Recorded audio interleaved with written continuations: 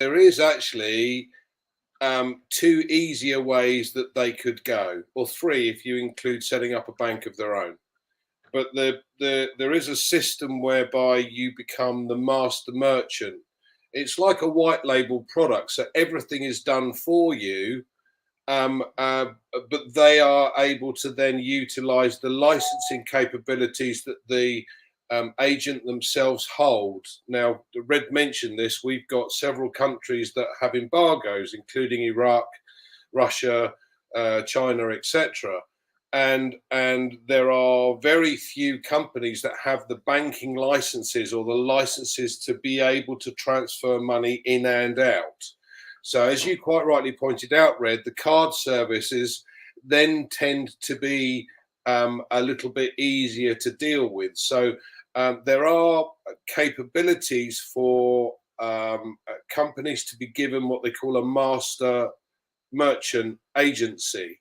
In other words, they have full capability to be able to transfer money around the globe. Now, the issue is you still have the embargoes with certain companies, but with certain master merchants, you don't have that issue.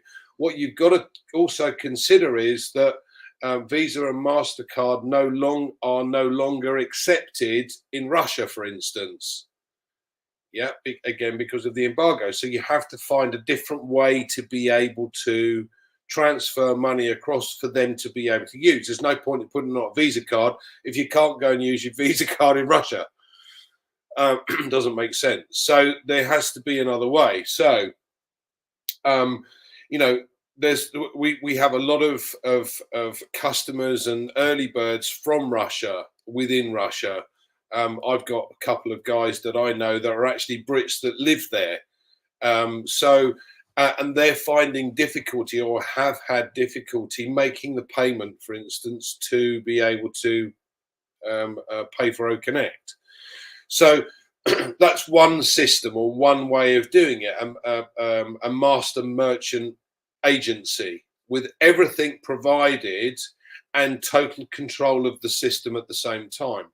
The other one is a simple banking license of your own. Now, if you set it up within, for instance, within a BRICS country like Dubai is now, then you no longer have the issue with making payments to certain countries because their embargoes don't apply within a, you know, you got Brazil, Russia, India, China, South Africa. Okay, well, Russia and China are there for a start. Dubai already does business with the likes of Iraq and Iran. They're not told to do things by the West. They do what they want to. So a banking license within Dubai covers an awful lot of issues. But there is one other, and that is a master banking agency. Now, what it means is that you could open bank accounts for every single person or customer within another organization, but OnPassive controls everything. Yeah.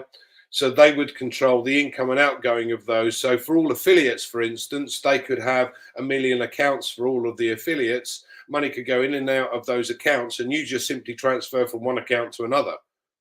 That makes life easy as well, and at minimal cost. So there are a couple of other alternatives or other possibilities within the sphere, but like Red said, the simplest and easiest that I would guess would be a master merchant agency where all of the software is provided for them.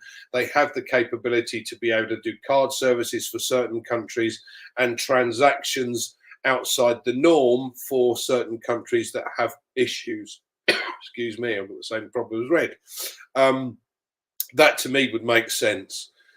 So yeah, lots of options for us and lots of possibilities. You know, as I've said before, I have some very good connections in the industry that actually do these type of things, from forex trading to merchant services to providing, you know, white label capabilities. So let's see what happens. I think one of the routes that the company might go down is to set up their own banking facility and you know, set up a bank.